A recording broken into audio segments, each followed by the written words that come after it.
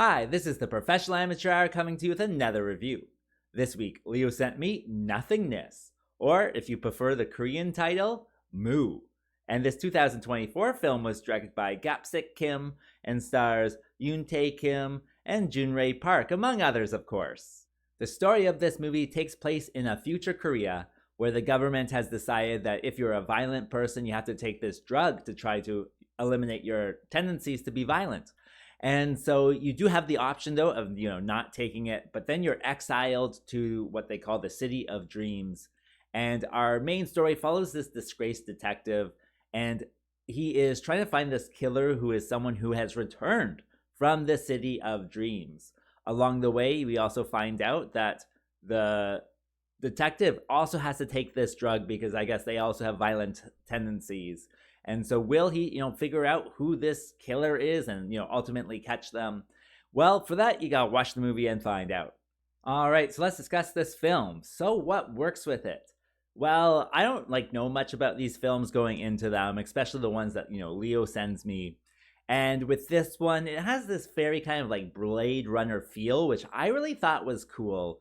It has a kind of a Blade Runner story as well, with a detective trying to hunt these guys down. And yeah, it kind of works as such, I would say. I think it certainly takes elements from Blade Runner, as well as a few other kind of, dystopian kind of things. Because the drug that they take actually causes them to be, kind of suicidal. And it kind of Clockwork Oranges them too. So that kind of just freeze up if they have, violent tendencies or when, they try to do violence. And so yeah, it was kind of interesting that way. I would say with the music is very Blade Runner, and I absolutely loved the music in this one. I thought it was actually kind of the best part of it all. And so anytime the music, started going, I was, really getting into it. I thought the music was just so cool that way. And so if you like Blade Runner, this I think is a very kind of low budget version of something that could be in the same genre, and especially with the music and then the lighting, and we'll certainly talk about that. But yeah, it all kind of just works together to be a low budget little Blade Runner-esque type of thing going on here. Other than that, with their low budget, I think they did a good job. Certainly they are able to kind of tell a story, and it's mostly, people walking in the street or, talking in rooms, but they, I think, do an effective job. Certainly has this element of kind of a critique on their society, doing this to those people or whatever.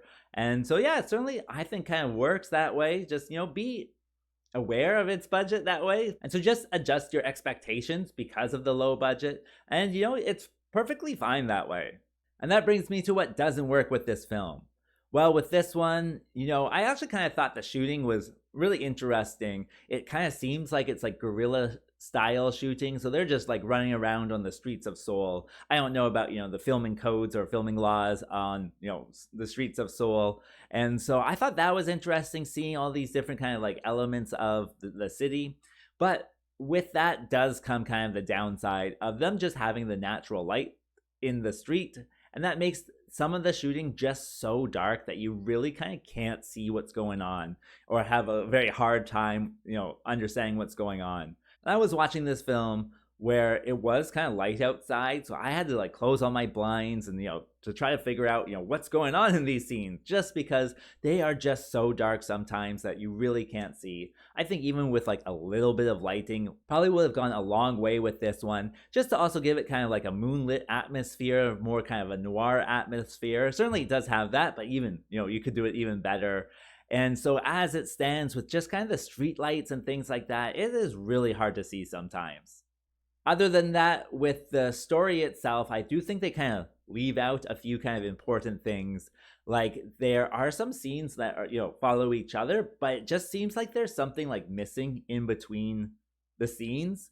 At one point, the detective arrests the wrong guy or something, and then the next scene is them arresting the real guy, and you're just there should have been something in between there just to discuss what is actually going on. And so that is one of those things that probably is for budgetary reasons or whatever. I think you can fill in the blanks and figure out what's going on, so that is very possible. But it's just one of those things that I don't know, it causes extra work for the audience, I guess.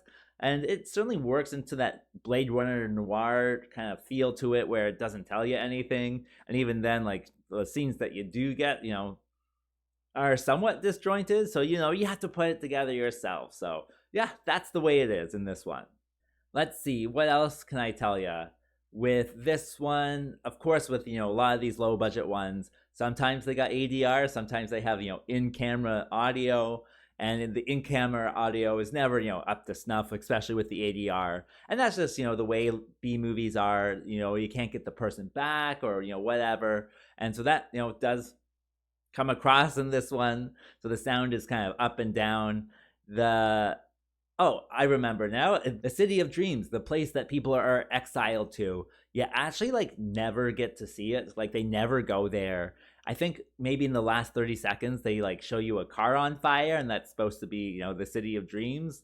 And I was just really looking forward to going to the City of Dreams, seeing the City of Dreams, seeing this, lawless, violent place. I thought that would have been really cool. Probably impossible to shoot, of course, with their budget, but they unfortunately, never make it there. And I was just kind of disappointed with that. As for a recommendation, well, if you like noir films, you can certainly try to check this one out. It does kind of have that Blade Runner feel to it. And so, yeah, if you like noir and you speak Korean, certainly, you can watch it.